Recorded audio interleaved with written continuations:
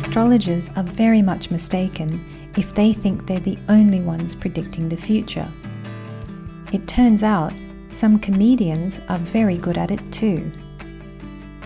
Studying today's master really got me wondering, if this life is just a ride, then how many of us can look down the line and see what's coming next?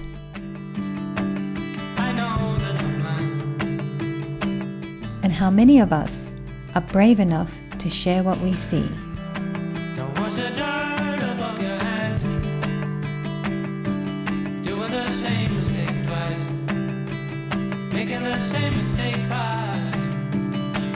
In today's Masters episode, we're having coffee with Bill Hicks.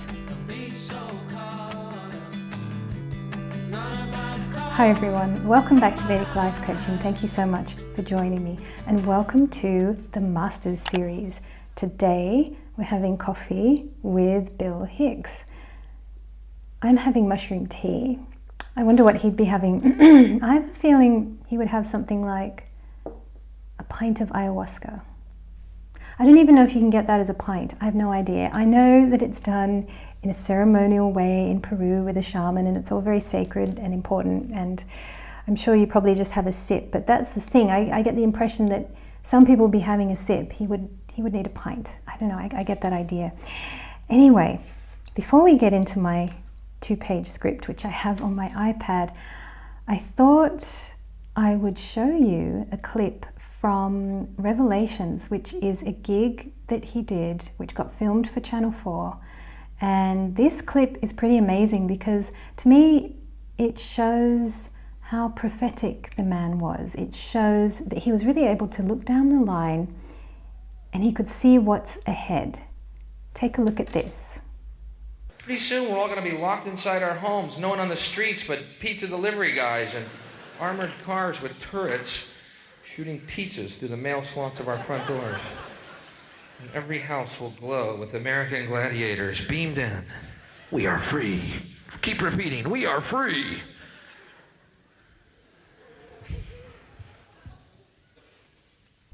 So I think that's pretty accurate, right? I mean, I'm here in Sydney, Australia. We are very locked down. We are still very locked down. You know, if I want to go and buy a pair of jeans or something, I can't. It's pretty incredible. I mean, I'm not watching American Gladiators, so he wasn't prophetic about that. Maybe I should be watching American Gladiators. I have no idea. Maybe I need to expand my horizons. You know, I am open to all these things, but also I'm not getting pizza delivered either. I make my own pizza. So, you know, he was wrong about a couple of things, but I think this lockdown thing, I think he could see the writing on the wall long before everyone else. So this guy is definitely worth studying. Why don't we get stuck into the script? A friend of mine who's Turkish and married to an Englishman once gave me an incredible insight into British culture. She told me that one of the things she loves about the English is that not only is it perfectly fine to stick a joke or two into a eulogy, it's deemed by some to be necessary. She said, in my culture, such a thing is never done. You go into the depths, you grieve, you mourn, that's it. Little did I know then that she was teaching me an astrological principle regarding the 3-9 axis. Sagittarius, in particular Mula Nakshatra, will have you going deep into the depths, while its opposite Gemini will have you coming up for air. It's no wonder Bill Hicks's 10th house was empty and full of that light-hearted, carefree, and very often humorous Geminian air, the lord of which was sent deep into the depths to be uncomfortably close to a couple of rather rough and tough characters. Well, the sun isn't rough, he's noble, but Mars, put part fire, part water Mars in a fiery sign in a closed and hidden chamber, the 4th house, and you've got the making of a pressure cooker right there. This trio of Mercury, Mars and the Sun is found in almost every single divisional chart that Bill Hicks owns. It's in almost all his Aya charts and in 11 classic Vargas. Amazingly, by studying just one house, we can see the many men that made the man. Mercury, the joker, Mars, the tough guy, Sun, the visionary, and Lord of the house, Jupiter, the preacher. So he was always playing to a packed house, whether people turned up or not. Bill's comedy was far more controversial than cracking a joke or two at a funeral. At times, he must have felt like the only living thing left standing in a country that he believed was dying a slow death all around him. The fourth house of home, for most people, represents the boundaries of their house. In Bill's case, it manifested as a disgust at the violence his country sent offshore. It's also this house that perhaps made his country at odds with him. You're never a prophet in your own home, and Bill had to go far and wide to find an audience who would finally get him. To top it all off, these planets are too close for comfort. In fact, astrologically, they are all technically at war. Though my system shows Yudbala figures only for Mars and Mercury, it really should include the Sun as well, as all are within 1 degree of each other. While some authors say the one with the highest degree wins, through experience, I have consistently found myself siding with the authors who say it's the one with the lowest degree who wins. And in this case, it's Mars. No wonder. This was a man who couldn't sit there and watch his country die. He had to go out and do something about it. Night after night, club after club, he did his best to wake people up out of their comfortable slumbers. Lucky for all of us that he had a Virgo ascendant, Gemini in his 10th house, and a soft Cancer moon. He was destined to channel all this aggression creatively through the spoken word to the masses. Change the coordinates on that ascendant of his, move the moon next door either side, and he might have been destructive in ways we don't want to imagine. And what about his much talked about spiritual side? Did he really gain an understanding like this just by taking acid a few times? Take a look. How about a positive LSD story? Wouldn't that be newsworthy just once, to base your decision on information rather than scare tactics and superstitions and lies? Just once. I think it would be newsworthy. Today, a young man on acid realized that all matter is merely energy condensed to a slow vibration, that we are all one consciousness experiencing itself subjectively. There is no such thing as death. Life is only a dream, and we're the imagination of ourselves. Here's Tom with the weather. So I believe that his incredible level of observation of the nature of things must have come from his Ketu Mahadasha. These are the years 1975 to 1982, from the time he was 14 to 21. Ketu, being conjunct Saturn and Jupiter in earthly Capricorn, was an intense school for him that I believe lifted a lot of old knowledge to the surface.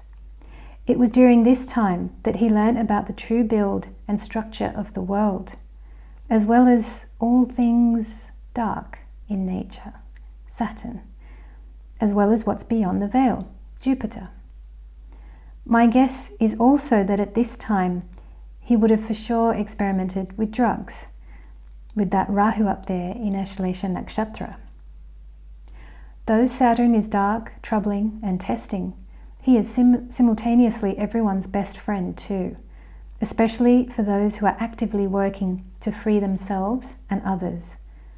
I believe towards the end of his tragically short life of just 32 years, Saturn gifted Bill with audiences whose collective wit would inspire the performance of a lifetime.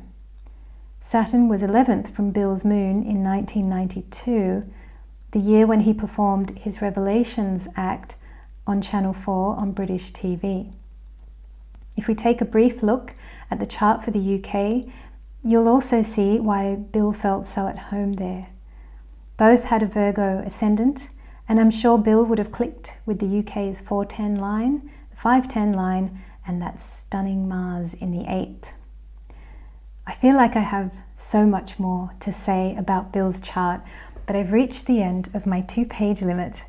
So I will leave you with the last part of Bill's Revelations Act. And let's not forget that incredible English audience that gave rise to such great art. They are as much part of the show as he is. So I hope you enjoy my overview. And what I'm going to do is I'm going to leave you with Bill, and he is going to really give you a beautiful insight into what this life really is and how to be easy with it. So I hope you enjoyed this episode. And if you would like to leave me a comment about anything you hear here today, then please do so in the comments below. I love to hear from you. You've been fantastic, and I hope you enjoyed it. There is a point. Is there a point to all this? Let's find a point. Is there a point to my act? I would say there is. I have to. The world is like a ride at an amusement park, and when you choose to go on it, you think it's real, because that's how powerful our minds are. And the ride goes up and down and round and round. It has thrills and chills, and it's very brightly colored, and it's very loud, and it's fun for a while. Some people have been on the ride for a long time, and they begin to question, is this real, or is this just a ride? And other people have remembered, and they come back to us, and they say, hey, don't worry, don't be afraid, ever, because this is just a ride, and we kill those people. Shut him up. We have a lot invested in this ride. Shut him up. Look at my furrows of worry. Look at my big bank account and my family. Has to be real. It's just a ride. But we always kill those good guys who try and tell us that. You ever notice that? And let the demons run amok? But it doesn't matter, because it's just a ride. And we can change it anytime we want. It's only a choice. No effort, no work, no job, no savings of money. A choice right now between fear and love. The eyes of fear want you to put bigger locks on your door, buy guns, close yourself off. The eyes of love instead see all of us as one. Here's what we can do to change the world right now to a better ride. Take all that money we spend on weapons and defense each year and instead spend it feeding, clothing, and educating the poor of the world, which it would many times over, not one human being excluded, and we can explore space together, both inner and outer, forever in peace. Thank you very much. You've been great. I hope you enjoyed it. London, you're fantastic. Thank you. Thank you very much.